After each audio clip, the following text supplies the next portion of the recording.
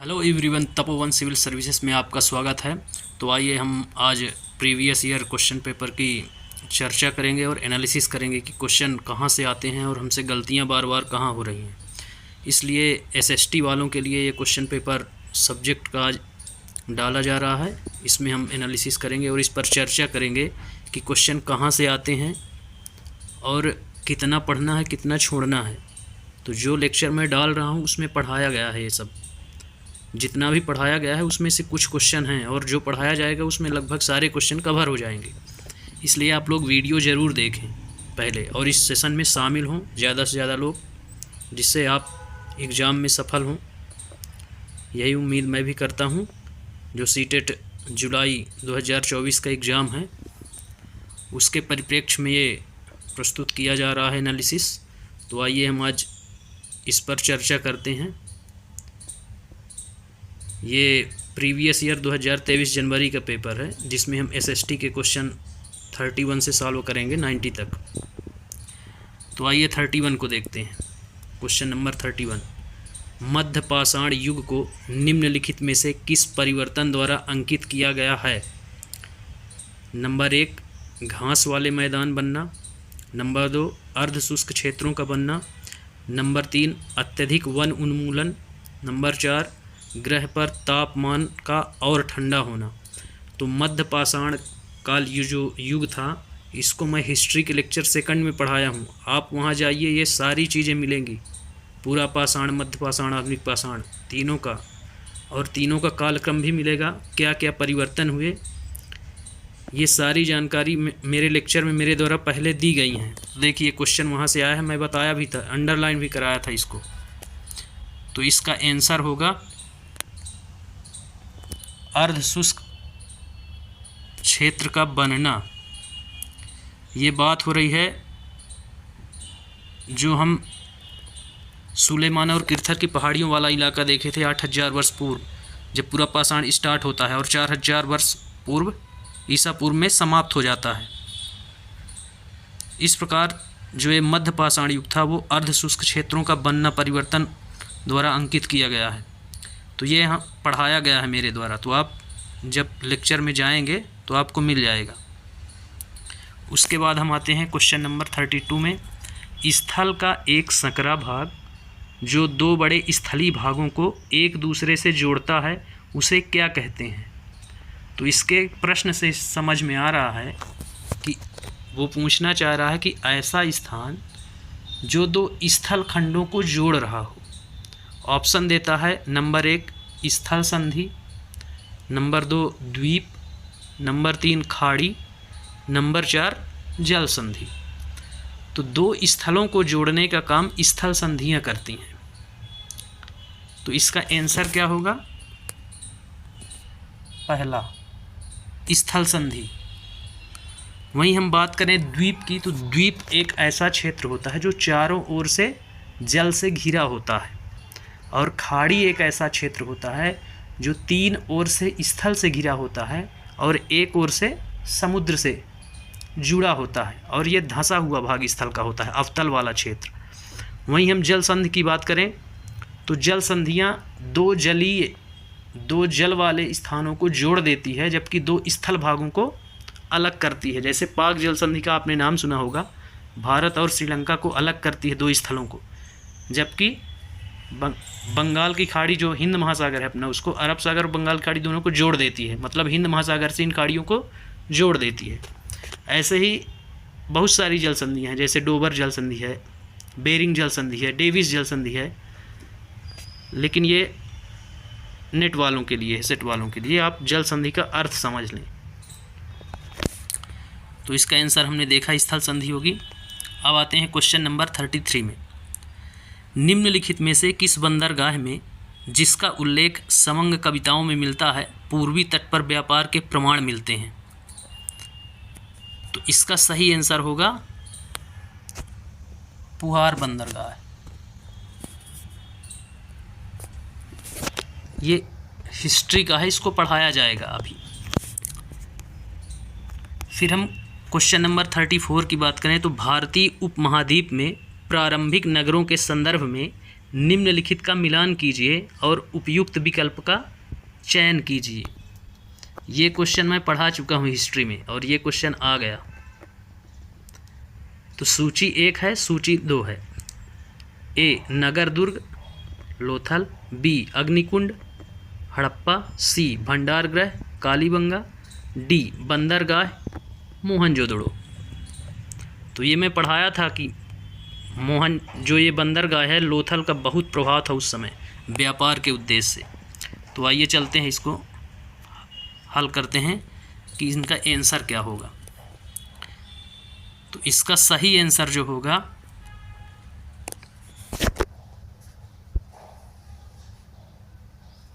वो पहला होगा, नगर दुर्ग। जैसा कि आप जानते हैं, लेक्चर में जब आप जाएंगे तो मोहनजोदड़ो एक ऐसा स्थान था जहाँ से बहुत सारे नगरों के अवशेष प्राप्त हुए हैं। तो ए का चौथा होगा, इसका आंसर होगा ये नगर दुर्ग, मोहनजोदड़ो, अग्निकुंड, कालीबंगा, भंडारगृह हड़प्पा से मिले हैं और बंदरगाह लोथल है। तो आप मिलान भी कर सकते हैं। नगर दुर्ग मोहनजोदड़ो, अग्निकुंड कालीबंगा, भंडारगृह हड़प्पा और बंदरगाह लोथल।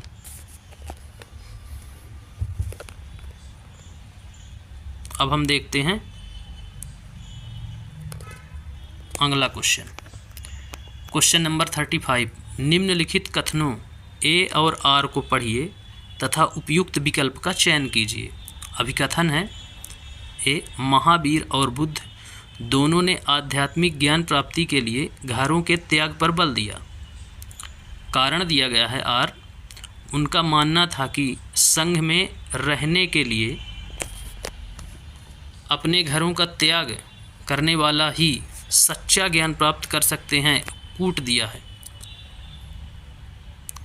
है नंबर 1, ए और आर दोनों सही हैं तथा आर सही व्याख्या करता है ए की। 2 है, ए और आर दोनों सही हैं परंतु आर सही व्याख्या नहीं करता है ए की। तीसरा है, ए सही है परंतु आर गलत है। चौथा है, ए और आर दोनों गलत हैं। तो इसका सही आंसर होगा ए, क्योंकि दोनों लोग क्या थे, दोनों लोग गृह त्याग को महत्व देते थे और संघ में शामिल होने के लिए करते थे। तो ज्ञान की प्राप्ति के लिए गृह त्याग जरूरी था, चाहे वो जैन धर्म में हो या बुद्ध धर्म में हो। फिर हम देखते हैं अगला क्वेश्चन। क्वेश्चन नंबर 36 है, कथन के संबंध में निम्नलिखित कथनों पर विचार कीजिए तथा उपयुक्त विकल्प का चयन कीजिए। ए है, मुगल सम्राटों एवं उनके अभिजातों के राज दरबार में कथक नृत्य प्रस्तुत किया जाता था। बी है, 15वीं तथा 16वीं शताब्दियों में कथक एक विशिष्ट नृत्य शैली का रूप धारण करने लगा। सी है, कथक को 19वीं तथा 20वीं शताब्दियों में अधिकांश ब्रिटिश शासकों ने पसंद किया। अब इसमें उपरोक्त कथनों में से कौन से कथन सही हैं? तो इसमें एनिमिलेशन मेथड आपको अपनाना पड़ेगा बहुत सारे में, लेकिन जब आप मेरे लेक्चर देखेंगे सारे जवाब आपको मिल जाएंगे। इसका सही आंसर होगा तीसरा, ए और बी। मुगल सम्राटों एवं उनके अभिजातों के राज दरबार में कथक नृत्य प्रस्तुत किया जाता था और 15वीं तथा 16वीं शताब्दियों में कथक एक विशिष्ट नृत्य शैली का रूप धारण करने लगा था। ये दक्षिण भारत का मुख्यतः कथक एक नृत्य है जो आज शास्त्रीय नृत्य के रूप में हमारे देश में प्रतिष्ठित है। अब हम देखेंगे क्वेश्चन नंबर 37। कथन ए तथा आर को पढ़िए और सही विकल्प को चुनिए। ए है, शंकर अद्वैत के समर्थक थे जिसके अनुसार जीवात्मा और परमात्मा जो कि परम सत्य है दोनों एक ही हैं। आर है, शंकर ने हमारे चारों ओर के संसार को मिथ्या माया माना और मोक्ष प्राप्त करने के लिए संसार का परित्याग करने का उपदेश दिया। इसमें अब कूट हैं, 4 कूट दिए गए हैं। नंबर 1 है ए और आर दोनों सही हैं तथा आर सही व्याख्या करता है ए की। दूसरा है ए और आर दोनों सही हैं परंतु आर सही व्याख्या नहीं करता है ए की। तीसरा है ए सही है किंतु आर गलत है। चौथा है ए और आर दोनों गलत हैं। शंकराचार्य का नाम आपने सुना होगा। तो चलिए इसके आंसर की बात करते हैं। इसका आंसर होगा 1।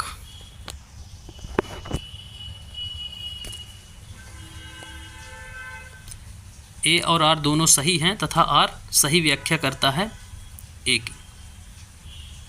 ये हिस्ट्री का पार्ट है, इसको हिस्ट्री में मैं पढ़ाऊंगा भी। शंकराचार्य ने 4 मठों की भी स्थापना की थी। अद्वैत के समर्थक थे, अद्वैतवाद के प्रवर्तक ही थे।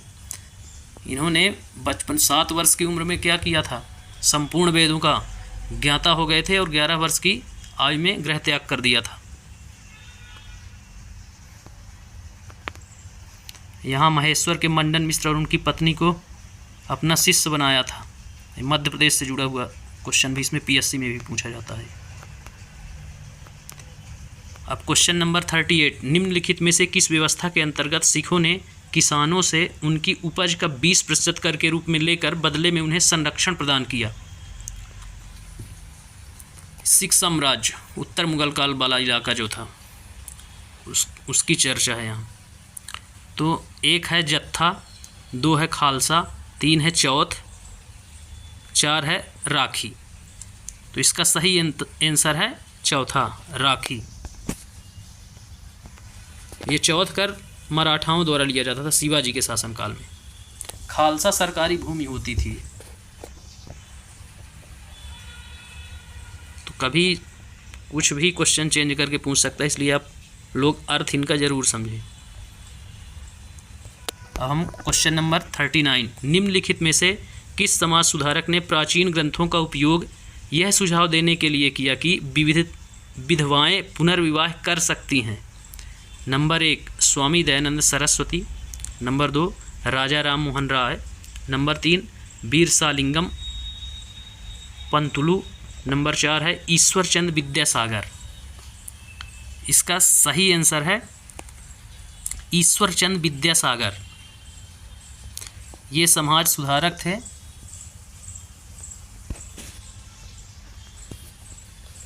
इन्होंने सुझाव दिया था कि विधवाएं पुनर्विवाह कर सकती हैं। राजा राम मोहन राय ने भी बहुत अच्छा कार्य किया है, सरस्वती दयानंद सरस्वती ने भी। तो इनको आप याद रखेंगे, ये समाज सुधार में आपको पढ़ाया जाएगा। अब क्वेश्चन नंबर 40 में आते हैं। 1820 ईस्वी के बाद के वर्षों में मुंबई प्रेसिडेंसी के कई विद्यालयों में क्यों कुछ जातियों के किशोर विद्यार्थियों को केवल कक्षा के बाहर बरामदे में बैठने और पाठों को सुनने की अनुमति दी गई थी? ए क्योंकि उन्होंने फीस नहीं दी थी, बी क्योंकि जब कक्षा में पाठ पढ़ाया जा रहा था वे अनावश्यक शोर कर रहे थे, सी यह महसूस किया गया कि वे विद्यार्थी उस कक्ष को प्रदूषित कर देंगे जहां अन्य जातियों के विद्यार्थियों को पढ़ाया जा रहा था। अब कूट देख लेते हैं। तो कूट में नंबर 1 में है केवल ए सत्य है, 2 में है केवल सी सत्य है, 3 में है ए और सी दोनों सत्य हैं, चौथा है ए और बी दोनों सत्य हैं। तो इसका सही आंसर है दूसरा, केवल सी सत्य है।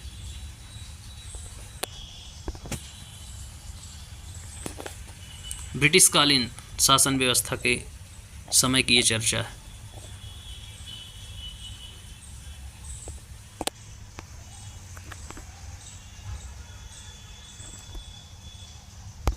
अब आते हैं क्वेश्चन नंबर 41। बम्बई में 1840 ईस्वी में गठित परमहंस मंडली का उद्देश्य क्या था? नंबर 1 जाति प्रथा का उन्मूलन, नंबर 2 सती प्रथा का उन्मूलन, नंबर 3 पर्दा प्रथा का उन्मूलन, नंबर 4 है बाल विवाह प्रथा का उन्मूलन। इसका सही आंसर होगा नंबर 1 जाति प्रथा का उन्मूलन।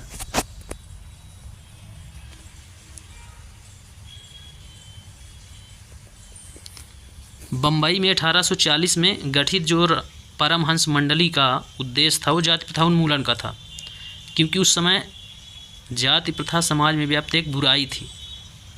इसलिए उन्होंने अपनी सभा में निश्चय लिया इसको खत्म किया जाएगा और महिला शिक्षा, विधवा पुनर्विवाह आदि को प्रोत्साहन दिया गया। तो इसका सही आंसर होगा जाति प्रथा का उन्मूलन। अब आते हैं क्वेश्चन नंबर 42 में। राष्ट्रवाद और कला के संबंध में निम्नलिखित का मिलान कीजिए और उपयुक्त विकल्प का चुनाव कीजिए। 2 कॉलम दिए गए हैं ए और बी, तो देखते हैं, और नीचे कूट दिए गए हैं। ए में है कृष्ण संधान, बी में इधर ऑप्शन में फर्स्ट है नंदलाल बोस, बी में है जातुग्रह दाह अरविंदनाथ टैगोर, मेरी माँ ओकाकुरा काकुजो, डी में है पूर्व के आदर्श राजा रवि वर्मा। तो अब इसको देख लेते हैं, इसके कूट। ये चारों ऑप्शन दिए गए हैं और ये 4 कूट दिए गए हैं। तो इसका सही आंसर क्या होगा? इसका सही आंसर होगा तीसरा, थर्ड। ए का चौथा अर्थात कृष्ण संधान राजा रवि वर्मा, जातुग्रह दाह नंदलाल बोस, मेरी माँ अरविंदनाथ टैगोर, पूर्व के आदर्श ओकाकुरा काकुजो। ये इसका सही आंसर होगा। अब क्वेश्चन नंबर 43 है। निम्नलिखित का मिलान कीजिए। जिसे ईस्ट इंडिया कंपनी ने हड़पने के सिद्धांत का उपयोग करते हुए हड़प लिया और उपयुक्त विकल्प का चुनाव कीजिए। तो इसमें कौन से क्षेत्र कब हड़प नीति के तहत ब्रिटिश शासन में मिला लिए गए, उसकी डेट और उन राज्यों के या उन क्षेत्रों के नाम दिए गए हैं। तो चलिए देखते हैं। ए है सतारा 1848, बी है संभलपुर 1853, सी है नागपुर 1850, डी है उदयपुर 1852। अब देख लेते हैं कूट। तो इसका सही आंसर होगा चौथा।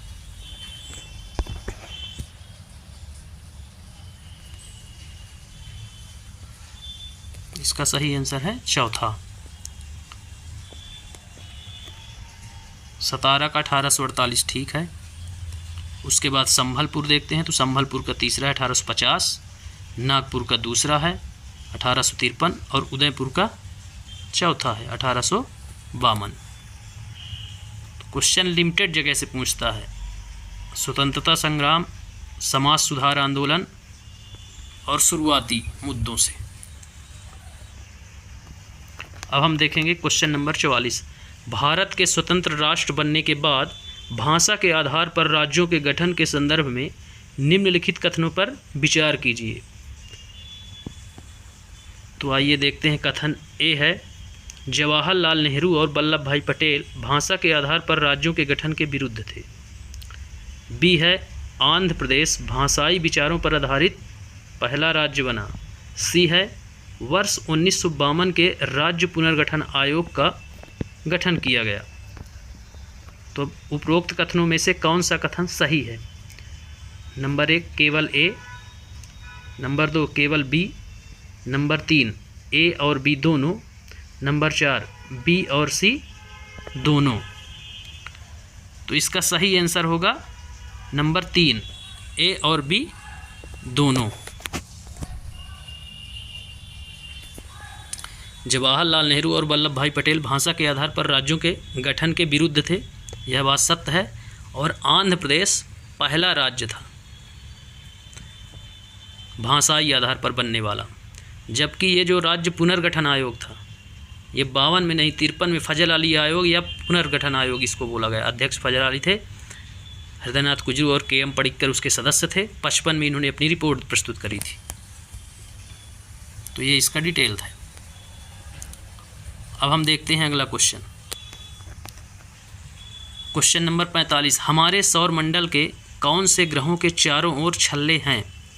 नंबर 1 बृहस्पति, शनि तथा यूरेनस, नंबर 2 शनि, यूरेनस तथा नेपच्यून, नंबर 3 मंगल, बृहस्पति तथा नेपच्यून। नंबर 4 मंगल, बृहस्पति तथा शनि।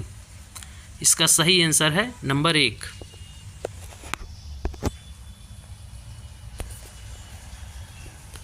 ये आपको मैं सौर मंडल में पृथ्वी पाठ पढ़ाया हूँ, भूगोल का है, तो आप वहाँ जाएंगे तो इसका पूरा डिटेल आपको मिलेगा। वहाँ से क्वेश्चन हर बार बनता है, बार बार पूछा जाता है क्वेश्चन। तो इसका सही आंसर होगा बृहस्पति, शनि और यूरेनस। अब देखते हैं क्वेश्चन नंबर 46। अंतर्राष्ट्रीय तिथि रेखा मेल खाती है। ये भी मैं पढ़ा चुका हूँ। भारत की अवस्थिति जब देखेंगे, अवस्थिति एवं विस्तार में, तो आपको ये मिल जाएगा। अक्षांश एवं देशांतर भी पढ़ाया हूँ, उसमें ये मिल जाएगा आपको। तो इसमें ऑप्शन नंबर 1 है 180 डिग्री देशांतर के साथ, दूसरा है 90 डिग्री देशांतर के साथ, तीसरा है 0 डिग्री देशांतर के साथ, और चौथा है 0 डिग्री अक्षांश के साथ। इसमें 4 ऑप्शन दिए गए हैं, जिसका सही आंसर होगा पहला 180 डिग्री देशांतर रेखा के साथ। इसी को हम तिथि रेखा बोलते हैं। तो देशांतर रेखा कौन कौन सी महत्वपूर्ण है, अक्षांश रेखाएं कौन कौन सी महत्वपूर्ण हैं, ये सारी चर्चा लेक्चर है मेरा, उसमें की गई है अक्षांश एवं देशांतर। तो आप उसको देख लीजिए, तो क्वेश्चन वहीं से बनते हैं। वहाँ मैं अंडरलाइन कराया हूँ लेक्चरों में अपने, तो क्वेश्चन उसके अलावा नहीं बनते हैं। इस बात को आप लोग विशेष ध्यान रखें और जुड़ें ज़्यादा से ज़्यादा लोग। इसमें फुल गारंटी है कि इसके बाहर कुछ भी नहीं आएगा, यदि आप पूरा सेशन जुड़े रहते हैं और तैयारी अच्छे से करते हैं ईमानदारी के साथ। तो क्वेश्चन नंबर 47। 22 दिसंबर के संबंध में निम्नलिखित कथनों पर विचार करें तथा सही विकल्प का चयन करें। ए, कर्क रेखा पर सूर्य की सीधी किरणें पड़ती हैं। बी, सूर्य की किरणें कर्क रेखा पर लंबवत पड़ती हैं। सी, दक्षिणी गोलार्ध के बड़े भाग को प्रकाश प्राप्त होता है। डी, दक्षिणी गोलार्ध में गर्मी का मौसम है। कूट दिया गया है। कूट है नंबर 1 केवल कथन ए सही है। नंबर 2 कथन बी और सी सही है। नंबर 3 कथन ए, बी, सी और डी सही है। नंबर 4 कथन सी और डी सही है। इसका सही आंसर है नंबर 4।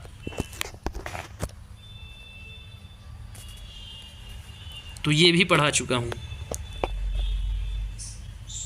8-10 लेक्चर डाला हूँ, जिनमें से कम 15-20 क्वेश्चन देखने को आपको मिलेंगे। लगभग 5-6 क्वेश्चन आ चुके हैं अभी तक, हिस्ट्री से, ज्योग्राफी से, और पॉलिटी से अभी कम आए हैं जो पढ़ाया हूँ, एक आध ही मिले हैं। लेकिन मैं बार बार बोल रहा हूँ कि मेरे पढ़ाने के बाहर कुछ भी नहीं आएगा। तो इसका सही आंसर है चौथा, सी और डी। सी है दक्षिणी गोलार्ध के बड़े भाग को प्रकाश प्राप्त होता है 22 दिसंबर, जैसा कि हम जान रहे थे।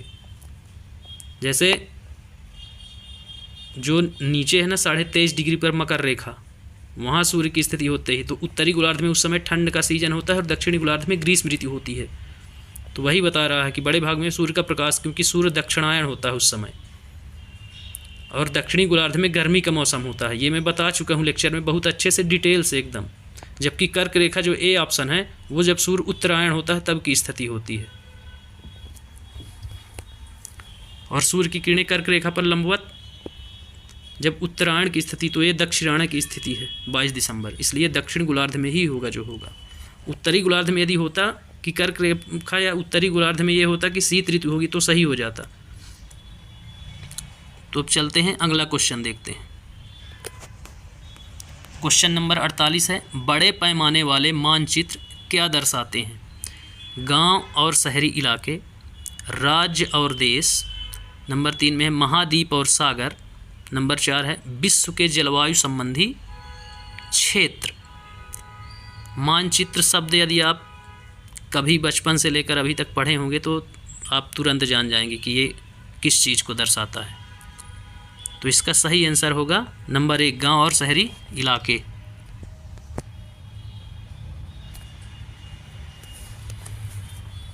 अब अगला क्वेश्चन, इसमें समझाने लायक कुछ नहीं है। आप यदि आप गांव से रिलेटेड हैं, ठीक ठाक गांव में रहे हैं, तो आप जान जाएंगे मानचित्र क्या होता है। क्वेश्चन नंबर 49 पारितंत्र की रचना में सम्मिलित है। नंबर ए जीवधारियों के बीच के पारस्परिक संबंध। नंबर बी जीवधारियों और आसपास के वातावरण के बीच संबंध। 3 नंबर सी प्रकृति के तत्वों के बीच के संबंध। कूट दिया गया है इसमें। नंबर 1 में है ए और बी, नंबर 2 में है बी और सी, नंबर 3 में है ए और सी, नंबर 4 में है केवल बी। तो इसका सही आंसर होगा नंबर 1।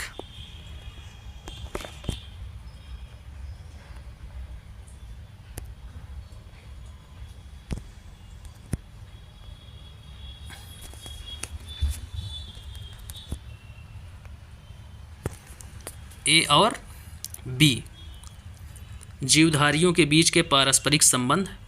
पारितंत्र आपने पढ़ा होगा, ये पर्यावरण का है, ज्योग्राफी का पार्ट है, भूगोल का पार्ट है।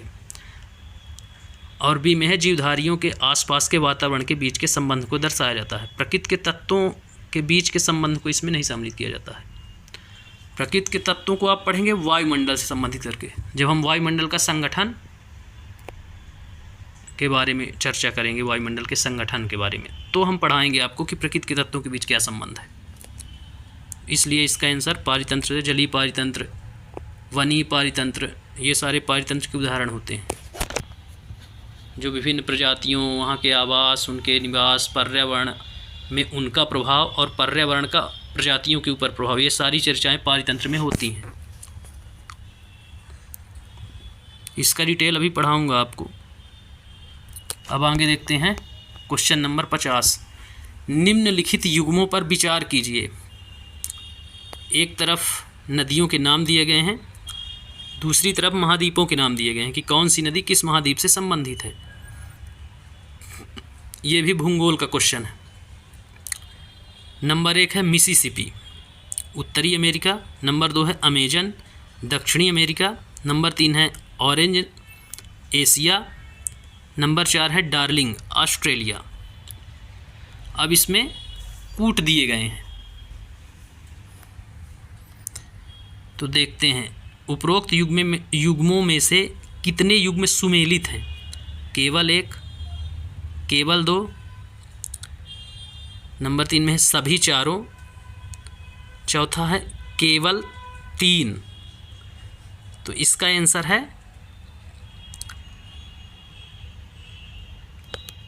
नंबर 4, केवल 3, ऑरेंज एशिया।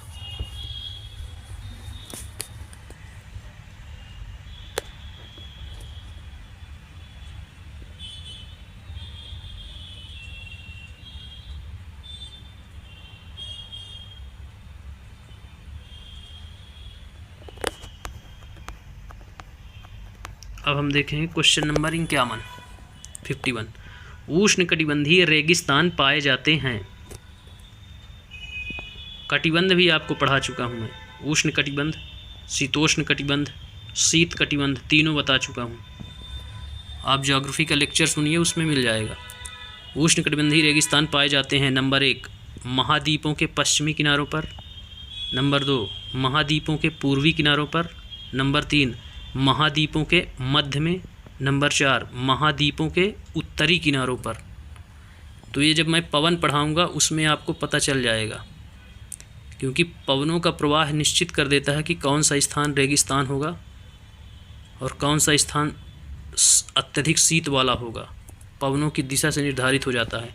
तो भी पवनें पढ़ाऊँगा भूगोल में, तो क्वेश्चन वहीं से आते हैं, क्योंकि मुझे मालूम है क्वेश्चन कहाँ से आएंगे। मैं सारे एग्ज़ाम क्वालिफाई कर चुका हूँ, इसलिए मैं बता दूंगा कि कहाँ से कौन सा क्वेश्चन आएगा, उसके अलावा कुछ आएगा ही नहीं। तो इसका सही आंसर होगा नंबर 1 महाद्वीपों के पश्चिमी किनारों पर।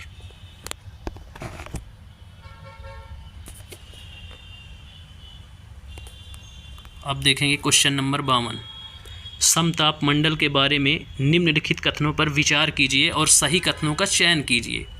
ए है, यह परत बादलों से लगभग मुक्त होती है। बी, इसमें ओजोन गैस की परत होती है।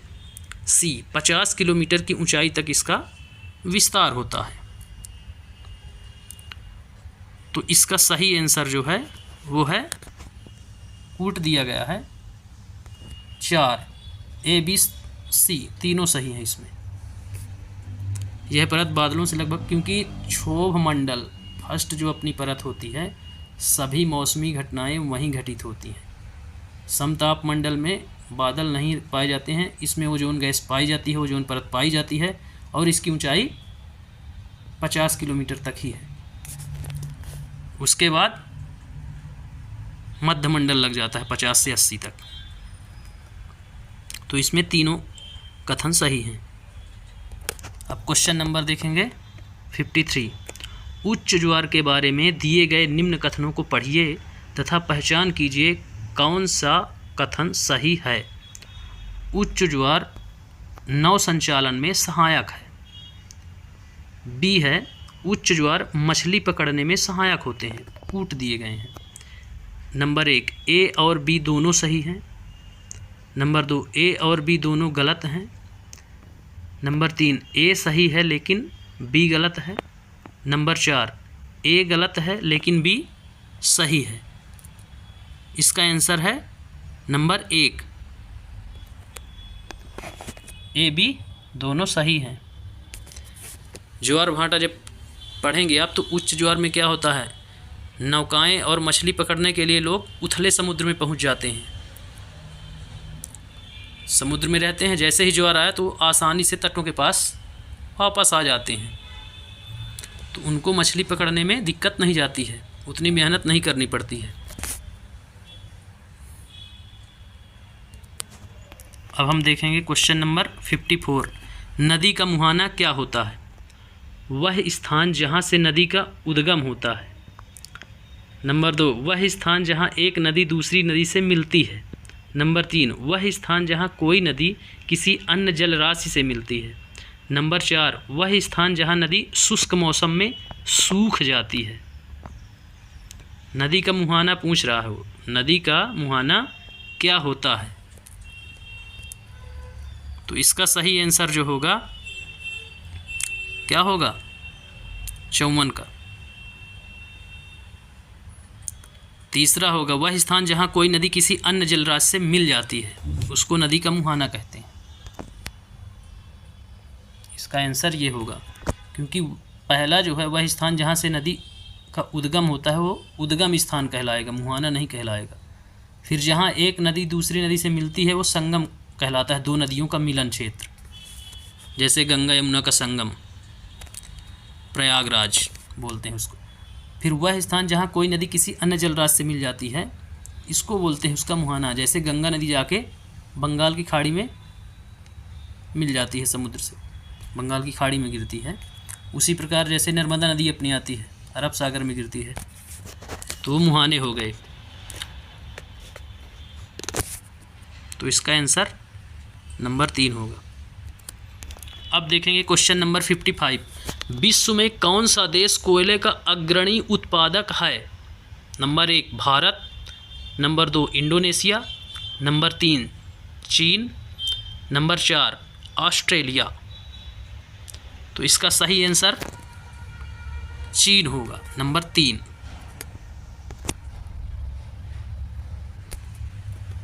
फिफ्टी 55 क्वेश्चन का नंबर 3 होगा वर्तमान में बात करें तो। ये भी भूगोल का ही है क्वेश्चन। अब हम करते हैं क्वेश्चन नंबर 56। विकास एवं उपयोगों के आधार पर संसाधनों को निम्नलिखित में वर्गीकृत किया जा सकता है। किसके आधार पर? विकास एवं उपयोग के आधार पर पूछ रहा है। नंबर 1 वास्तविक संसाधन, नंबर 2 संभावित संसाधन, नंबर 3 स्थानीय संसाधन, नंबर 4 अजैविक संसाधन। तो इसका सही आंसर नंबर 2 होगा, संभावित संसाधन। विकास एवं उपयोग के आधार पर संभावनाएं हमेशा बनी रहनी चाहिए, इसलिए अत्यधिक दोहन वर्जनीत है। अब हम देखेंगे क्वेश्चन नंबर 57। ऐसी कृषि जिसमें पशुचारक अपने पशुओं के साथ चारों और पानी के लिए एक स्थान से दूसरे स्थान पर घूमते हैं क्या कहलाती है? क्वेश्चन करता है कि ऐसी कौन सी कृषि है जिसमें पशुचारक अपने पशुओं के साथ चारों ओर पानी के लिए एक स्थान से दूसरे स्थान पर घूमते हैं। इस क्वेश्चन को राजस्थान वाले लोग बहुत बेहतर ढंग से कर पाएंगे, ये परिस्थितियाँ वहीं हैं ज़्यादातर। तो नंबर 1 है गहन निर्वाह कृषि, नंबर 2 स्थानांतरी कृषि, नंबर 3 चलवासी पशुचारण, नंबर 4 मिश्रित कृषि। इसका सही आंसर आपको समझ में आ ही रहा होगा, चलवासी पशुचारण। घुमंतु प्रवृत्ति के लोग। गहन निर्वाह कृषि में छोटे क्षेत्र होते हैं जिस पर दबाव ज़्यादा होता है कृषि में, इसलिए ज़्यादा उपजाऊ के लिए, ज़्यादा उपज प्राप्त करने के लिए क्या करेंगे? रासायनिक विधियों का प्रयोग करके उसमें ज़्यादा उपज, कम क्षेत्रफल, प्रति हेक्टेयर उत्पादकता ज़्यादा होगी। स्थानांतरी कृषि जनजातियाँ करती थी जिसमें किसी वनीय क्षेत्र को, वन वाले क्षेत्र को काट करके वहाँ पे कृषि की जाती थी। जब उसकी उत्पादकता खत्म तो उस टुकड़े को छोड़ दिया जाता था, फिर दूसरे जगह जंगलों को काट कर कृषि की जाती थी। उसको झूम कृषि, स्थानांतरी कृषि बोलते हैं। मिश्रित कृषि में कृषि के साथ साथ पशुपालन कार्य करना मिश्रित कृषि कहलाता है। तो इसका आंसर होगा चलवासी पशुचारण। अब हम देखेंगे अगला क्वेश्चन 58। निम्नलिखित को भारत की विविधता का हिस्सा माना गया है। ए, लोगों के विवाह करने के भिन्न भिन्न तरीके। बी, झारखंड में लोग एक दूसरे का अभिवादन करने के लिए जोहार का प्रयोग करते हैं। सी, विभिन्न संस्कृतियां लोगों के जीवन को प्रभावित करती हैं। तो इसमें कूट दिए गए हैं। और डी है, राष्ट्र के चिन्ह प्रतीक विविधता को दर्शाते हैं। कूट दिए गए हैं। इसमें उपरोक्त कथनों में से कौन से कथन सही हैं? तो इसमें है नंबर 1 ए और बी, नंबर 2 ए और सी, नंबर 3 ए बी और सी, नंबर 4 ए बी सी और डी। तो इसका सही आंसर है नंबर 3 ए बी और सी। लोगों के विवाह करने के भिन्न भिन्न तरीके, बिल्कुल विविधता है। झारखंड में लोग एक दूसरे का अभिवादन करने के लिए जोहार का प्रयोग करते हैं, यह भी हमारी जनजातीय विविधता है। और सी है, विभिन्न संस्कृतियों के लोग जीवन को प्रभावित करते हैं, ये भी है। जबकि राष्ट्रीय चिन्ह विविधता में एकता का प्रतीक है हमारा, वो राष्ट्रीय प्रतीक चिन्ह है, वो हम विविधता में एक हैं सब। गौरव की बात है भारत के लिए जो। अब हम देखेंगे क्वेश्चन नंबर 59। विशेष समुदाय जैसे कि आदिवासियों को रूढ़िबद्ध करना इन लोगों के विरुद्ध पैदा कर सकते हैं। बीच में खाली स्थान दिया गया है। पूछता है विशेष समुदाय जैसे कि आदिवासियों को रूढ़िबद्ध करना इन लोगों के विरुद्ध, अब बताना है आपको क्या पैदा कर सकते हैं। नंबर ए, सराहना। बी, पक्षपाती राय बनाना। सी, भेदभाव करना। डी, उपहास। अब सही विकल्प का आपको चयन करना है। नंबर 1 ए बी और सी, नंबर 2 बी सी और डी, नंबर 3 ए सी और डी, नंबर 4 ए बी और डी। इसका सही आंसर है नंबर 2 बी सी और डी।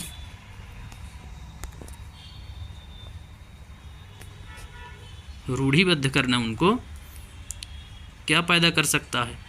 तो पक्षपाती राय या तो बन सकती है, या भेदभाव हो सकता है, या उपहास हो सकता है। रूढ़िबद्ध शब्द ही है नकारात्मक, इसलिए आप समझ जाएंगे। यदि आप थोड़ा बहुत भी पढ़ेंगे तो समझ पाएंगे।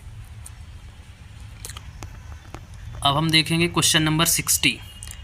कथन शक्तियों के बंटवारे का प्रावधान सरकार के तीनों अंगों, ये कथन है कि शक्तियों के बंटवारे का प्रावधान जो है सरकार के तीनों अंगों कार्यपालिका, विधायिका और न्यायपालिका के बीच समन्वय सुनिश्चित करने के लिए प्रयासरत है। बोलता है ये किसको दर्शाता है? तो ए, प्रत्येक अंग सरकार के दूसरे अंगों पर अंकुश रखता है। बी, तीनों अंग अपने परिभाषित क्षेत्राधिकारों के अंतर्गत काम करते हैं। सी, यह प्रावधान भारतीय नागरिकों के अधिकारों और आज़ादी की रक्षा करता है। नंबर डी है, यह प्रावधान केंद्र और राज्य सरकारों के बीच सुगम लेन देनों व्यवहारों को सुनिश्चित करता है। अब इसमें आपको सही उत्तर का चयन करना है। तो नंबर 1 है ए और सी, नंबर 2 बी और सी, नंबर 3 ए और बी, नंबर 4 सी और डी। तो इसका सही आंसर जो है वो नंबर 4 है, सी और डी।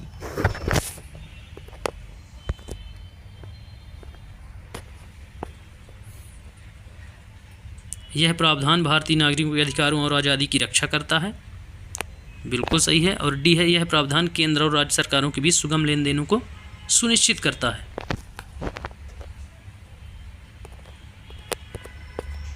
अब हम चलते हैं अगले क्वेश्चन की ओर। क्वेश्चन नंबर 61, भारत का राष्ट्रपति मुखिया होता है, खाली स्थान है बीच में।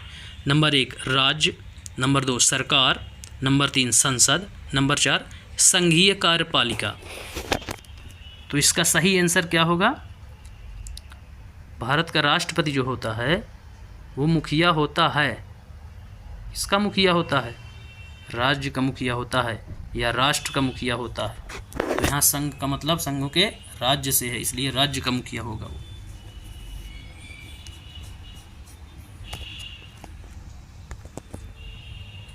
इसका आंसर नंबर 1। अब हम देखते हैं क्वेश्चन नंबर 62। निम्न में से किस स्थिति में भूमिहीन खेतिहर मजदूर के पाए जाने की संभावना कम है? स्थिति देता है और पूछता है कि इन स्थितियों में से किस स्थिति में भूमिहीन खेतिहर मजदूर पाए जाने की संभावना कम है। जिनके पास भूमि नहीं है ऐसे मजदूर किन स्थितियों में पाए जाएंगे? तो नंबर ए है घर में टोकरी बनाने में, नंबर बी है निर्माण स्थल, नंबर सी है कपड़ा फैक्ट्री में सुपरवाइजर के रूप में, नंबर डी है जंगल से लकड़ियां चुनने में। अब इसमें कूट देता है। नंबर 1 ए और बी, नंबर 2 केवल बी, नंबर 3 केवल सी, नंबर 4 ए बी और सी। तो इसका सही आंसर होगा नंबर 3 केवल सी। कपड़ा फैक्ट्री में सुपरवाइजर के रूप में। फैक्ट्री के अंदर भूमिहीन खेतिहर मजदूर पाए जाने की संभावना कम है। बाकी यहाँ आपको ये सब ग्रामीण से जुड़े हुए रोजगार हैं, जैसे टोकरी बनाना, निर्माण स्थल, जंगल से लकड़ियाँ चुनना। तो ये तो खेतिहर मजदूर होंगे ही। वो पूछता है संभावना कम है जिसकी होने की। तो जो शहर में कपड़ा फैक्ट्री है उसमें सुपरवाइजर के रूप में जो होगा वो वहीं रहेगा। अब देखते हैं क्वेश्चन नंबर 63। भोपाल गैस त्रासदी के संदर्भ में निम्न कथनों पर विचार करें और सही विकल्प चुनें। ए वर्ष 1984 में भारत में पर्यावरण की रक्षा के लिए कोई भी कानून नहीं था। बी है सुप्रीम कोर्ट ने कहा कि जीवन का अधिकार संविधान के अनुच्छेद 21 के अंतर्गत एक मौलिक अधिकार है और इसमें प्रदूषण मुक्त हवा और पानी का अधिकार भी शामिल है। इसमें कूट दिया गया है। नंबर 1 ए और बी दोनों सही हैं, नंबर 2 ए और बी दोनों गलत हैं, नंबर 3 ए सही है लेकिन बी गलत है, नंबर 4 ए गलत है लेकिन बी सही है। तो इसका सही आंसर क्या होगा? भोपाल गैस त्रासदी 84 में हुई थी, लेकिन ये जो पहला बोलता है कि 1984 में भारत में पर्यावरण की रक्षा के लिए कोई भी कानून नहीं था, ये गलत है। इससे पहले भी बहुत सारे कानून आ चुके थे, प्रोजेक्ट टाइगर वगैरह सब 1972 में, वन्य जीव संरक्षण अधिनियम 1972, 1981, 1986, ये सब 86 तो बाद में आया, 81 वाला पहले आ चुका था। लेकिन बी जो है आपका ऑप्शन तो वो बिल्कुल सही है। अनुच्छेद 21 के तहत हमारा मौलिक अधिकार है कि हमको प्रदूषण मुक्त हवा और पानी का अधिकार मिले। तो ए गलत है लेकिन बी सही है। इसका आंसर होगा चौथा।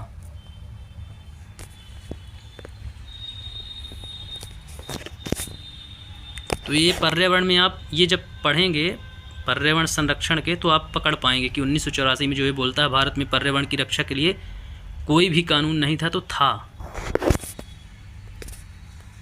इसको मैं अभी पढ़ाऊँगा, लेकिन जितना पढ़ा दिया हूँ उसमें से 15 क्वेश्चन अभी आ चुके हैं।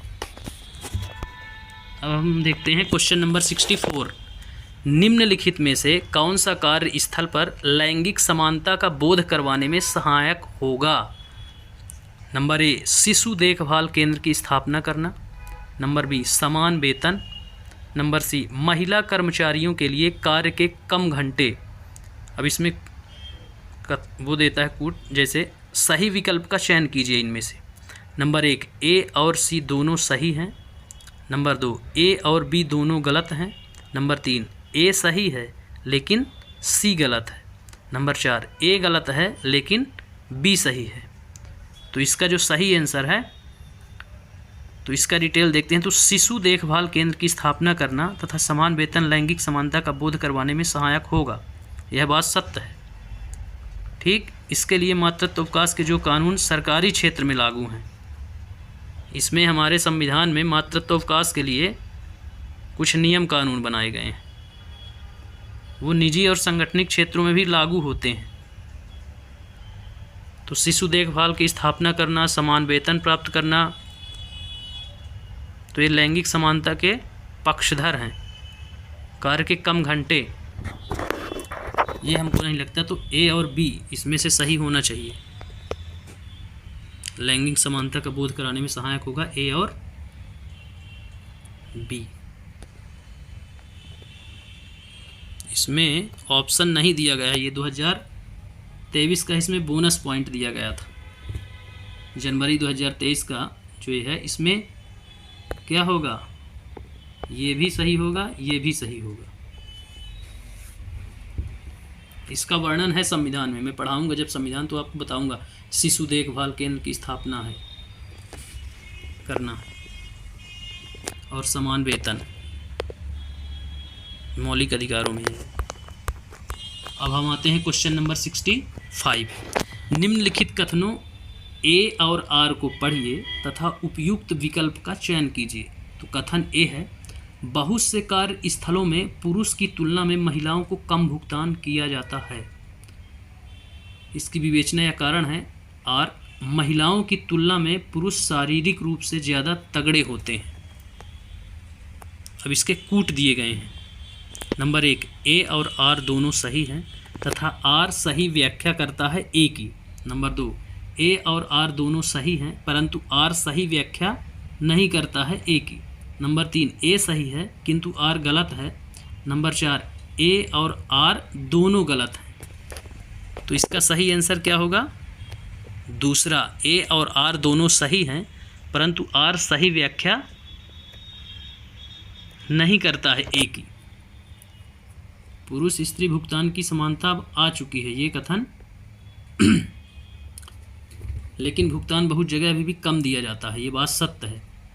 विवेचना है कि महिलाओं की तुलना में पुरुष शारीरिक रूप से ज़्यादा तगड़े होते हैं, ये भी सत्य है, पर उसकी ये सही व्याख्या नहीं है। भुगतान से उस शरीर का संबंध नहीं है, तो इसलिए हैं दोनों सही पर व्याख्या सही नहीं है। तो इसका आंसर नंबर 2 होगा। अब हम देखते हैं क्वेश्चन नंबर 66।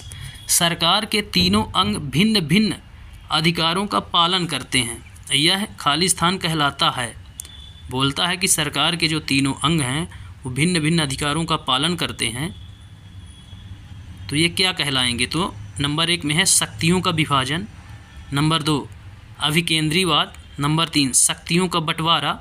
नंबर 4, राज्य संघ। तो इसका आंसर होगा नंबर 3, शक्तियों का बंटवारा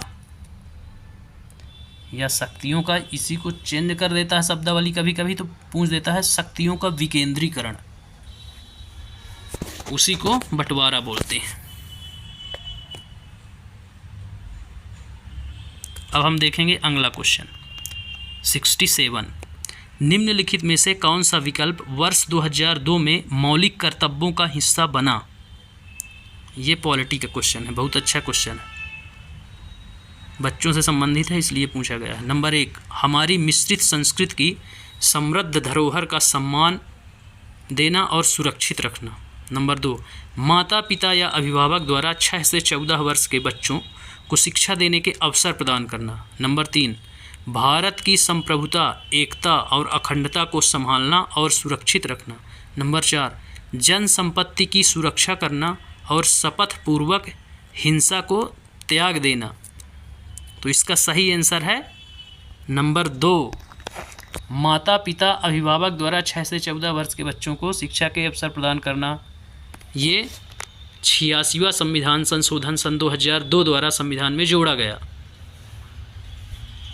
तो संविधान संशोधन नहीं है, ये पीएससी में पूछा जाता है किस संविधान संशोधन द्वारा, तो 86वां संविधान संशोधन सन 2002। तो इसका सही आंसर होगा माता पिता अभिभावकों द्वारा 6 से 14 वर्ष के बच्चों को शिक्षा के अवसर प्रदान करना। अब हम देखते हैं अगला क्वेश्चन 68। किस स्थिति में भारत में न्यायपालिका के पास अधिकार है कि वह संसद द्वारा पारित कानून को रद्द कर सकती है?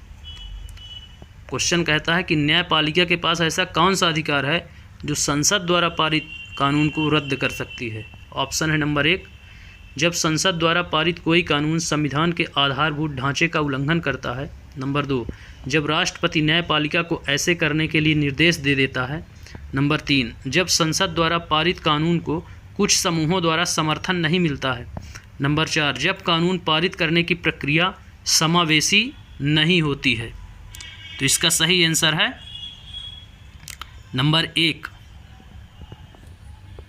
इसका सही आंसर होगा जब संसद द्वारा पारित कोई कानून संविधान के आधारभूत ढांचे का उल्लंघन करता है।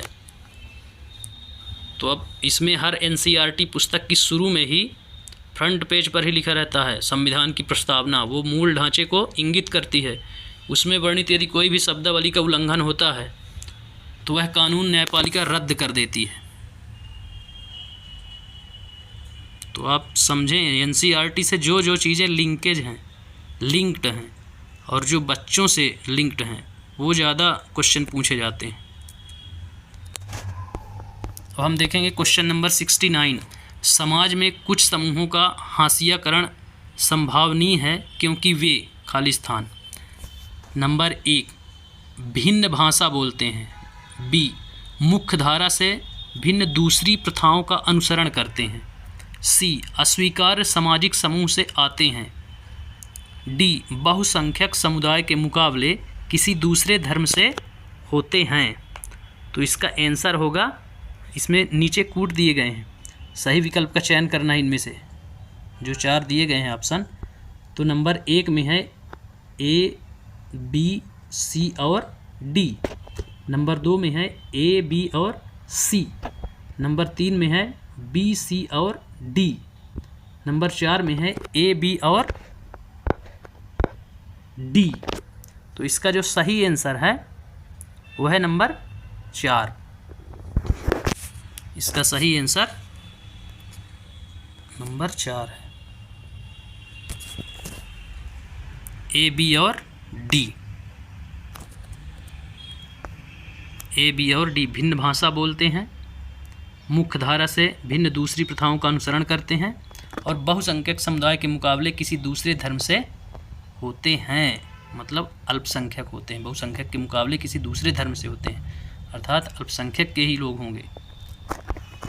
अब हम देखेंगे क्वेश्चन नंबर 70। उच्च प्राथमिक स्तर पर सामाजिक विज्ञान में शामिल है।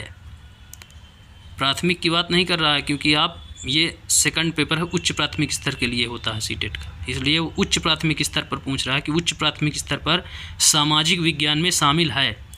नंबर 1, इतिहास, भूगोल, अर्थशास्त्र, समाजशास्त्र। नंबर 2, इतिहास, भूगोल, राजनीति विज्ञान, अर्थशास्त्र। नंबर 3, इतिहास, भूगोल, राजनीति विज्ञान, समाजशास्त्र। नंबर 4, इतिहास, भूगोल, राजनीति विज्ञान, मनोविज्ञान। तो इसका सही आंसर है ऑप्शन नंबर 2, इतिहास, भूगोल, राजनीति विज्ञान और अर्थशास्त्र।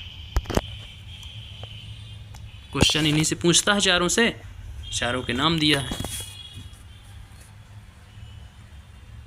अब हम अगला क्वेश्चन देखेंगे 71। कक्षा 6 से 8 के लिए एनसीईआरटी की सामाजिक विज्ञान की पाठ्यपुस्तकों के इतिहास वाले भाग को हमारे अतीत का शीर्षक दिया गया है। पुस्तक का शीर्षक हमारे अतीत किस ओर संकेत करता है? नंबर 1, लोगों के भिन्न भिन्न समूहों के लिए अतीत भिन्न था। नंबर 2, अतीत केवल भारत में रहने वालों के बारे में था। नंबर 3, अतीत प्रकृति में स्थिर था। नंबर 4, अतीत महत्वपूर्ण शासकों के बारे में था। तो इसका जो सही आंसर है वो नंबर 1 है, लोगों के भिन्न भिन्न समूहों के अतीत भिन्न था। ये मैं पढ़ा चुका हूँ, फर्स्ट लेसन ही बताया था ये कि कैसे क्रमिक विकास हुआ मानव का, विभिन्न विभिन्न समूह के लोग कैसे शिक्षित होते गए और नगरों का विकास हुआ। एक कबीलाई, पहले एक घुमंतु जीवन था उनका, फिर गांवों में निवास किए, फिर धीरे धीरे नगर, फिर महानगर, फिर जनपद, महाजनपद, ऐसे। तो ये हिस्ट्री की क्लास में मैं समझाया हूँ। अभी क्लास फिर डालूँगा, अभी लेक्चर फिर अपलोड किए जाएंगे, आप घबराइए नहीं, आप बस जुड़े रहिए, तैयारी करिए, बाकी कंटेंट बहुत सारा दिया जाएगा आपको इसमें। अब हम आते हैं क्वेश्चन नंबर 72। वैज्ञानिक शक्ति रिगर के संदर्भ में सामाजिक विज्ञान के बारे में निम्नलिखित कथन हैं, उपर्युक्त विकल्प का चयन कीजिए। ए है, प्रायः यह मान लिया जाता है कि मानव विज्ञान अपनी प्रकृति से वैज्ञानिक नहीं हो सकते। बी, प्राकृतिक विज्ञान की तरह उच्च स्थिति और वैधता की प्रतिष्ठा प्राप्त करने हेतु सामाजिक विज्ञान के कुछ अभ्यासकर्ता, पालनकर्ता भौतिक और प्राकृतिक विज्ञान के तरीकों, पद्धतियों का अनुसरण करना चाहते हैं। कूट दिए गए हैं, अब देखना। नंबर 1, ए और बी दोनों सही हैं। नंबर 2, ए और बी दोनों गलत हैं। नंबर 3, ए सही है लेकिन बी गलत है। नंबर 4, ए गलत है लेकिन बी सही है।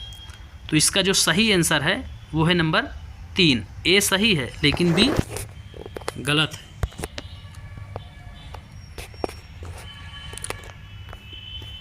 अब हम देखेंगे क्वेश्चन नंबर 73। निम्नलिखित में से कौन सा सहयोगी अधिगम में एक सामाजिक विज्ञान शिक्षक की भूमिका से अपेक्षित है। सहयोगी अधिगम मतलब सहयोगी कार्य करने में या खोज करने में किसी चीज़ के लिए सामाजिक विज्ञान के शिक्षक की क्या भूमिका होती है या क्या भूमिका उस टीचर से अपेक्षा की जाती है, उसके बारे में है। तो अब देखते हैं। नंबर 1, कक्षा छोड़कर जाना ताकि विद्यार्थी अपने आप निर्णय ले। नंबर 2, कुछ समूहों में अधिगमकर्ता क्या कर रहे हैं उनकी उपेक्षा करें। नंबर 3, प्रत्येक समूह की निगरानी करना और जहां आवश्यक हो मार्गदर्शन करना। नंबर 4, एक सर्वाधिक सक्रिय समूह के साथ होना। तो इसका जो सही आंसर होगा वो नंबर 3 होगा। प्रत्येक समूह की निगरानी करेंगे और जहां आवश्यक होगा वहां मार्गदर्शन करेंगे, ये टीचर का कर्तव्य है। कक्षा छोड़कर भाग जाना नहीं है। दूसरे समूहों में अधिगमकर्ता क्या कर रहे हैं उसकी उपेक्षा कर देना बिल्कुल गलत बात है। और नंबर 4 में जो एक सर्वाधिक सक्रिय, सिर्फ उन्हीं के साथ नहीं रहना, आपको जो टॉपर हैं, आपको सब बच्चों को साथ में सिखाना है। इसलिए इसका आंसर 3 होगा। अब हम देखेंगे अगला क्वेश्चन। ये पेडागॉजी से जोड़कर दिया गया क्वेश्चन था। 74, आगमनात्मक अधिगम निम्नलिखित में से किस विधा का विरोधाभासी है। नंबर 1, संरचनात्मक प्रशिक्षण। नंबर 2, अनुकरण। नंबर 3, निपुणात्मक अधिगम। नंबर 4, व्याख्यात्मक शिक्षण। तो इसका जो सही आंसर है तो नंबर 2 है। इसका जो सही आंसर है वो नंबर 2 है, अनुकरण, अनुकरण करना। इसका विरोधाभासी है। आगमनात्मक विधि का मतलब होता है आप नियम, उदाहरण से नियम की ओर जाएंगे, आगम का मतलब होता है। और निगमन विधि यदि आती है तो वो नियम से उदाहरण की ओर जाती है। तो इसमें आप उदाहरण से नियम की ओर जाएंगे। वो पूछता है विरोधाभासी, इसलिए अनुकरण होगा, अनुकरण नहीं करना है। अब हम देखेंगे क्वेश्चन नंबर 75। दिए गए कथनों ए और बी को पढ़िए और सही उत्तर का चयन कीजिए। ए है, आलोचनात्मक सोच धारणाओं के निर्माण तथा विचारों के अनुप्रयोग और विचारों को बढ़ावा देती है, विस्तार को बढ़ावा देती है। बी है, यह दूसरों के तर्कों और विश्वासों को समझने और मूल्यांकन करने में मदद नहीं करती है। ठीक, अब इसका देखेंगे कूट। ए सत्य है और बी सत्य है। ए असत्य है, सॉरी, ए असत्य है और बी सत्य है। नंबर 2, ए और बी दोनों असत्य हैं। नंबर 3 है ए सत्य है और बी दोनों सत्य हैं। नंबर 3 में जो है बोलता है वो ए और बी दोनों सत्य हैं। नंबर 4, ए सत्य है और बी असत्य है। तो इसका जो सही आंसर होगा वो होगा नंबर 3, ए और बी दोनों सत्य हैं।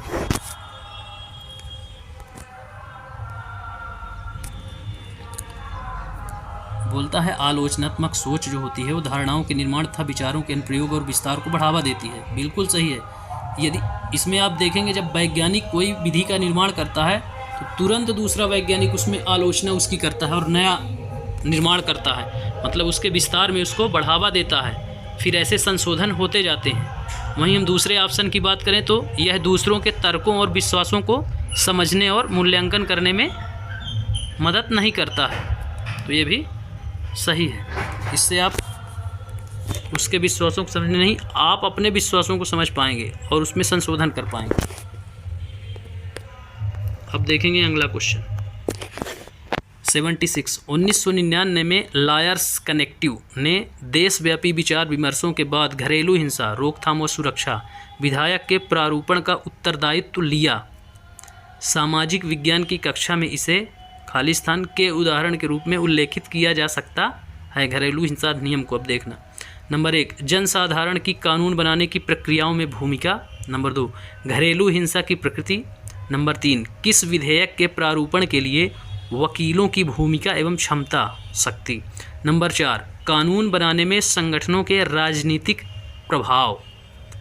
तो इसका जो होगा सही आंसर वो होगा नंबर 1, जनसाधारण की कानून बनाने की प्रक्रियाओं में भूमिका। जनसाधारण की कानून बनाने की प्रक्रिया में भूमिका को दर्शाता है। अब हम देखेंगे क्वेश्चन नंबर 77। यदि एक सामाजिक विज्ञान की शिक्षिका अपने विद्यार्थियों में सीखने व समझने की क्षमता विकसित करना चाहती है तो उसे निम्न में से किस पर जोर देना चाहिए। नंबर ए, सावधानी पूर्वक प्रेक्षण। नंबर बी, विषय वस्तु को तेजी से पढ़ना। सी, जिसका प्रेक्षण किया है उस पर विचार करना। सी, जो पढ़ाया गया है उस पर प्रश्न करना। अब इसमें विकल्प देता है आपको। नंबर 1 ए और बी। नंबर 2 ए और सी। नंबर 3 ए बी और सी। नंबर 4 ए सी और डी। तो इसका सही आंसर है नंबर 4, ए सी और डी। इसका सही आंसर है नंबर 4, ए सी और डी। सावधानी पूर्वक प्रेक्षण, जिसका प्रेक्षण किया है उस पर विचार करना और जो भी पढ़ाया गया है उस पर प्रश्न जरूर करना, फीडबैक जरूर लेना उसका। अब हम देखेंगे अगला क्वेश्चन 78। सामाजिक विज्ञान में जो तर्क संगत चिंतन को प्रोत्साहित करता है। नंबर ए, एक कक्षा वाद विवाद में सामाजिक समस्या पर बहस के लिए विद्यार्थी प्रमाण लाते हैं। बी, कक्षा में विद्यार्थियों के प्रश्न पूछने की संख्या पर कोई रोक नहीं है। सी, मुख्यतः उन्हीं विद्यार्थियों को उत्तर देने के लिए प्रोत्साहित करना जो पीछे की बेंचों पर बैठते हैं। डी, कक्षा में विद्यार्थियों के बोलने का समय शिक्षक के बोलने के समय के बराबर हो। पूछता है सामाजिक विज्ञान में जो तर्क संगत चिंतन है वो किसको प्रोत्साहित करते हैं। चिंतन ये चारों दिए गए हैं आपके सामने। अब कूट देखिए। कूट है नंबर 1 ए बी और सी। नंबर 2 बी सी और डी। नंबर 3 ए बी और डी। नंबर 4 ए सी और डी। तो इसका सही आंसर है नंबर 2, बी सी और डी। कक्षा में विद्यार्थियों के प्रश्न पूछने की संख्या पर कोई रोक नहीं होना चाहिए। इसका सही आंसर नंबर 2 होगा। सी बोलता है मुख्यतः उन्हीं विद्यार्थियों को उत्तर देने के लिए प्रोत्साहित करना चाहिए जो पीछे की बेंचों पर कामचोर लोग जो बैठे रहते हैं छुप के, उनसे ज़रूर क्वेश्चनिंग करना चाहिए। फिर डी है कक्षा में विद्यार्थियों के बोलने का समय शिक्षक के बोलने के समय के बराबर। तो ये तीनों सही हैं। प्रमाण लाना कोई वो तर्क नहीं है कि बच्चे लड़ाई झगड़े का सामाजिक समस्या का प्रमाण ले। यदि क्लास में उस पर चर्चा की जाती तो सही हो जाता ए भी। अब देखेंगे क्वेश्चन नंबर 79। निम्नलिखित में से कौन से प्रश्न सामाजिक विज्ञान की कक्षा में आलोचनात्मक चिंतन कौशलों को प्रोत्साहित करते हैं? ए, हाल ही में भारतीय संविधान के अनुच्छेद 370 हटा दिया गया है, इस एक्ट के पक्ष और विपक्ष क्या हैं? बी, मकर रेखा से कर्क रेखा की ओर सूर्य की गति की व्याख्या कीजिए। सी, क्या आप सोचते हैं कि भारत में धर्म के संबंध में स्वतंत्रता का अधिकार सही प्रकार से नियोजित हो पाता है? क्या यह भारत को एक धर्मनिरपेक्ष देश बनाता है?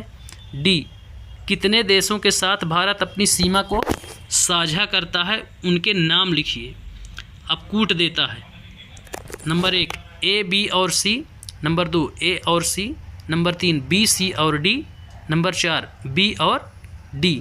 तो इसका सही आंसर है नंबर 2 ए और सी। ए और सी। अब हम देखेंगे अगला क्वेश्चन। Question number 80। मानचित्रों में प्रयुक्त मापन प्रणाली के 2 सेट निम्नलिखित दिए गए हैं, इनमें से प्रत्येक सेट में विषम का पता लगाएं।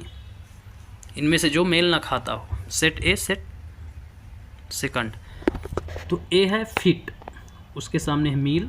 बी सेंटीमीटर 220 गज। 3 मीटर इंच। डी किलोमीटर सेंटीमीटर। इसमें विषम का पता लगाना है आपको। कूट दिया गया है। कूट नंबर 1 है ए और 1, 2 ए और चौथा है, फिर है 3 में बी और तीसरा, चौथा है डी और पहला। इसमें से पूछता क्या है कि विषम का आप पता लगाइए, तो इसका आंसर क्या होगा? दूसरा। इसका आंसर दूसरा होगा, ए और चौथा।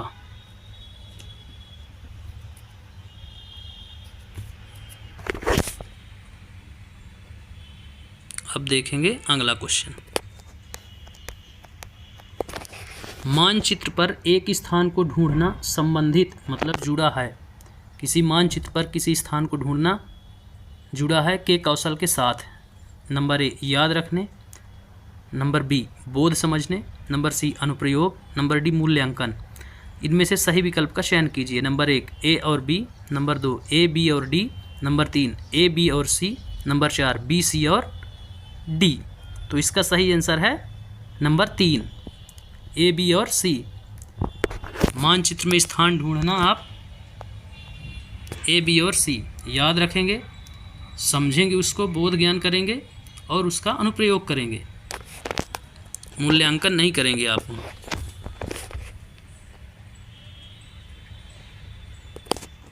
अब हम देखेंगे अगला क्वेश्चन। Question number 82। सामाजिक विज्ञान के संबंध में दिए गए कथनों ए और आर को पढ़ें और उपयुक्त विकल्प चुनें। कथन ए है, भारत में सामाजिक विज्ञान पाठ्यक्रम का संगठन मुख्यतः विषय थीम पर आधारित है। कारण है आर, कई सामाजिक विज्ञानों को एक विषय के अंदर लाने पर विद्यालय के छात्रों को पढ़ाने में कठिनाई होती है। दिया गया है ए और आर दोनों सही हैं तथा ए की आर सही व्याख्या करता है। 2 है ए और आर दोनों सही हैं परंतु ए की आर सही व्याख्या नहीं करता है। तीसरा है ए सही है किंतु आर गलत है। चौथा है ए और आर दोनों गलत हैं। तो इसका जो सही आंसर होगा वो नंबर 1 होगा। दोनों सही हैं और आर ए की सही व्याख्या भी करता है।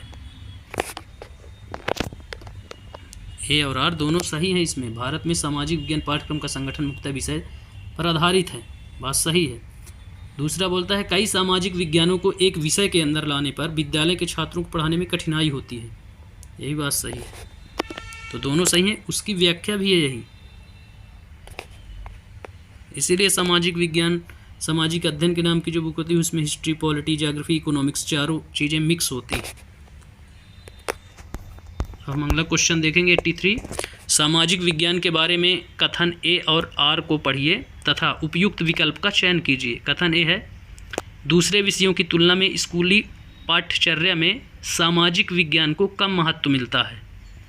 कारण, भारत में सामाजिक विज्ञान के शिक्षण के लिए योग्य शिक्षक नहीं है। अब इसमें कूट दिया गया है। नंबर 1 है ए और आर दोनों सही हैं तथा ए की आर सही व्याख्या करता है। नंबर 2 है ए और आर दोनों सही हैं परंतु ए की आर सही व्याख्या नहीं करता है। नंबर 3 ए सही है किंतु आर गलत है। चौथा है ए और आर दोनों गलत हैं। तो इसका सही आंसर जो है वो नंबर 3 है। ए सही है किंतु आर गलत है। सामाजिक विज्ञान में अच्छे टीचरों की कमी नहीं है, योग्य टीचरों की कमी नहीं है।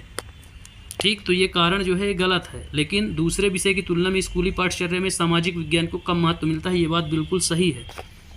लोग सोच लेते हैं अरे बीए वाला है, कॉलेज में भी लोग सोचते हैं बीए वाला है, पर वो क्या जाने कि बीए यदि अच्छे से किया है और एमए अच्छे से किया है तो लगभग आईएएस बनना तय है, पीएससी क्वालिफाई करना तय है, क्योंकि 60% वहीं से आता है, वही सब्जेक्ट शामिल होते हैं। तो इसका सही आंसर तीसरा है। अब हम देखेंगे क्वेश्चन नंबर 84। अतीत में मुद्रा के विभिन्न स्वरूपों को पढ़ाने हेतु निम्नलिखित में से किन्हें प्राथमिक स्रोत की तरह प्रयोग में लाया जा सकता है। पूछता है अतीत में मुद्रा के विभिन्न स्वरूपों को। ये हिस्ट्री में मुद्राएं कैसे प्रयोग की जाती थी, हड़प्पा कालीन, मध्यकालीन, ये सब मैं पढ़ाया हूँ। तो वही चर्चा हो रही है कि अतीत में जो मुद्राएं मिली हैं उनके स्वरूपों को पढ़ाने के लिए ये जो ऑप्शन दिए गए हैं इनमें से किसका प्रयोग किया जा सकता है। नंबर ए है सिक्के, बी है मुद्रा नोट्स, सी है एटीएम डेबिट कार्ड, डी है क्रेडिट कार्ड। इनमें से सही विकल्प का चुनाव करना है। नंबर 1 केवल ए, नंबर 2 ए और बी, नंबर 3 ए बी और सी, नंबर 4 सी और डी। तो इसका सही आंसर है नंबर 2 ए और बी, सिक्के और मुद्रा नोट्स। इनका हम प्रयोग कर सकते हैं। क्रेडिट एटीएम ये तो सब अभी वाले हैं, क्रेडिट कार्ड, एटीएम कार्ड, ये सब इनसे हम नहीं समझा पाएंगे। अब हम देखेंगे अगला क्वेश्चन, क्वेश्चन नंबर 85। करके सीखना सिद्धांत सबसे उपयुक्त है। नंबर 1 चर्चा विधि के लिए, नंबर 2 प्रदर्शन विधि के लिए, नंबर 3 परियोजना विधि के लिए, नंबर 4 रचनावादी उपागम के लिए। क्वेश्चन बोलता है कि करके सीखना, स्वयं करके सीखना जो सिद्धांत है इन 4 में से किस पर लागू होता है। तो इसका जो सही आंसर है वो नंबर 3 है, परियोजना विधि के लिए। सब एनसीईआरटी के क्वेश्चन है ये। जब आप पाठ के लास्ट में जाएंगे किसी भी एनसीईआरटी की बुक में, जब लेसन समाप्त होता है, पाठ समाप्त होता है पढ़ने के बाद, तो वहाँ साइड में कुछ कोट्स लिखे रहते हैं जिसमें लिखा रहेगा कोष्टक के अंदर या पैराग्राफ के अंदर परियोजना कार्य विधि। तो वही क्वेश्चन वो पूछता है और उसमें ऊपर ये लिखता है कि बच्चे स्वयं करके सीखें, इसलिए ये क्वेश्चन पूछे जाते हैं। तो इसको आप ध्यान रखें, इसलिए एनसीईआरटी पर विशेष फोकस करें। जो पढ़ाया जा रहा है उसको पढ़ें तन्मयता के साथ। तो इसका सही आंसर होगा परियोजना विधि के लिए। फिर है क्वेश्चन नंबर 86। भूगोल की कक्षा में ग्लोब के साथ प्रश्न पूछना खाली स्थान का भाग होगा। नंबर ए रचनात्मक आकलन का, बी योगात्मक आकलन का, सी नैदानिक आकलन का, डी अधिगम का आकलन। सही विकल्प का चयन करें। नंबर 1 केवल ए, नंबर 2 ए और बी, नंबर 3 बी और सी, नंबर 4 ए और सी। वो बोलता है कि कक्षा में यदि ग्लोब का उपयोग आप कर रहे हैं उसके साथ प्रश्न भी पूछ रहे हैं, तो इन चारों में से किसके बारे में चर्चा, कौन सा भाग प्रदर्शित करेगा। तो इसका जो सही आंसर है वो है नंबर 4 ए और सी, रचनात्मक आकलन होगा और नैदानिक आकलन होगा। बस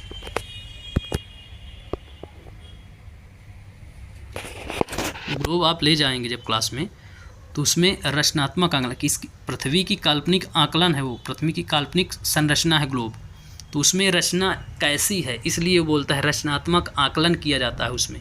ग्लोब में सिर्फ कल्पनाएं हैं, पृथ्वी वाकई में कैसी है कोई देखा नहीं है, एक काल्पनिक घटनाएं हैं और उसका निदान, हल जिसको बोलते हैं। निदान और उपचार दोनों अलग हैं। उपचारात्मक मतलब आप कमी ढूंढ लें और निदानात्मक का मतलब उस कमी को दूर कर दिए आप। अब हम देखेंगे अगला क्वेश्चन 87।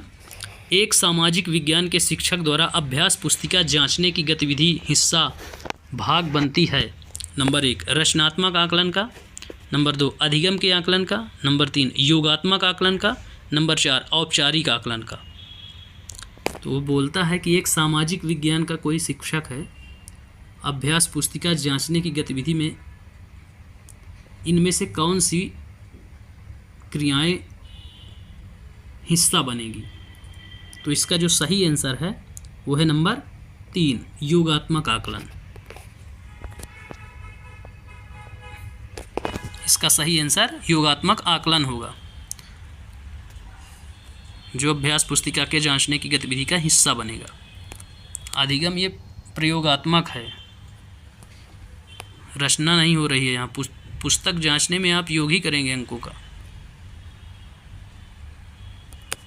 अब हम देखेंगे अगला क्वेश्चन, क्वेश्चन नंबर 88।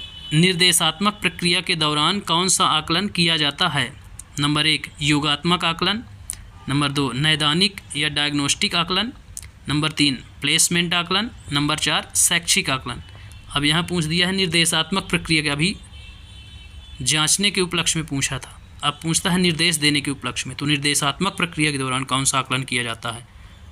तो इसका जो सही आंसर होगा वो नंबर 2 होगा, नैदानिक डायग्नोस्टिक्स। नैदानिक मैं भी बताया था कि नैदानिक कोई कमी है उसको आप हटा दें। अब हम देखेंगे अगला क्वेश्चन 89।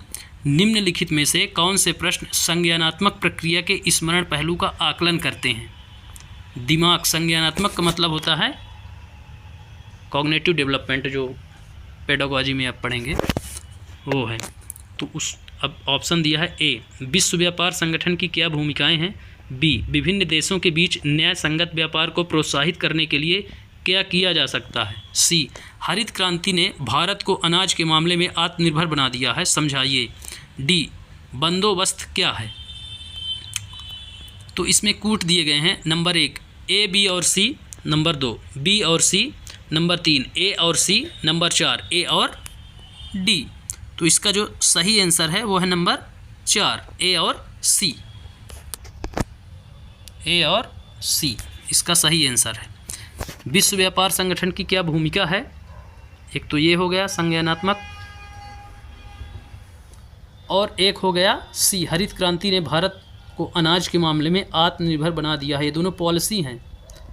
जबकि जो बी ऑप्शन है विभिन्न देशों के बीच न्याय संगत व्यापार को प्रोत्साहित करने के लिए क्या किया जा सकता है, ये नहीं है उतना तार्किक। और बंदोबस्त व्यवस्था ये प्राचीन भारत में मध्यकालीन भारत में मुगल काल में ये एक बंदोबस्त व्यवस्था खेती की व्यवस्था है, कृषि की, जो उस समय तार्किक थी। तो इसका आंसर ए और सी होंगे। अब हम देखेंगे लास्ट क्वेश्चन जो है इसका, क्वेश्चन नंबर 90। निम्नलिखित प्रश्नों में से कौन से प्रश्न सामाजिक विज्ञान में मूल्यांकन के कौशल को आंकते हैं।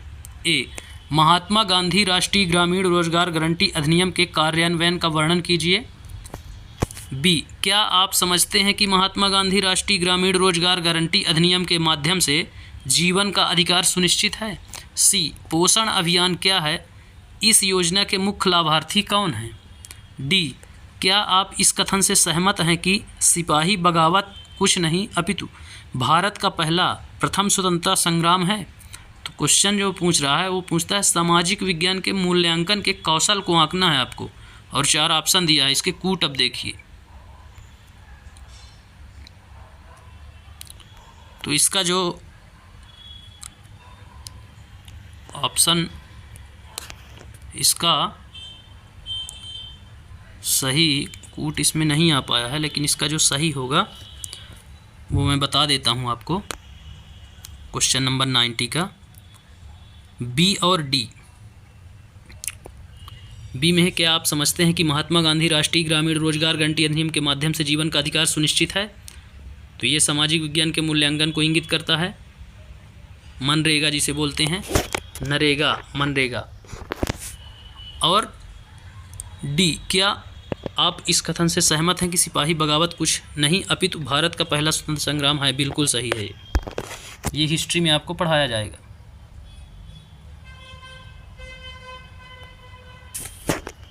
ठीक, तो आज का सेशन जनवरी पेपर 2023 का था, ये प्रीवियस ईयर का। इसमें क्वेश्चन आपने देखा, जो मैं पढ़ाया हूँ अभी तक करीब 8 या 10 लेक्चर अपलोड किए गए हैं, हिस्ट्री, पॉलिटी और ज्योग्राफी के मिक्स। उनमें से 10 से 15 क्वेश्चन आए थे, डायरेक्ट वही क्वेश्चन आए थे जो मैं अंडरलाइन कराया था। इसलिए आप वहाँ से जाकर पहले लेक्चर को देखिए और फिर सॉल्व करिए, तो ज़्यादा बेहतर समझ में आएंगी चीज़ें आपको। और ये विश्वास दिलाता हूँ कि इसके बाहर कुछ भी नहीं आएगा जो इसमें पढ़ाया जाएगा इस चैनल के माध्यम से, उसके बाहर एक भी क्वेश्चन नहीं आएगा। 60 क्वेश्चन में 60 यहीं से आएंगे। इसलिए आप लोग जुड़िए, ज़्यादा से ज़्यादा लोग शेयर करिए और पढ़िए और सिलेक्शन लीजिए। इसी के साथ कल मिलेंगे हम फिर से नए लेक्चर के साथ, नई शुरुआत के साथ। धन्यवाद।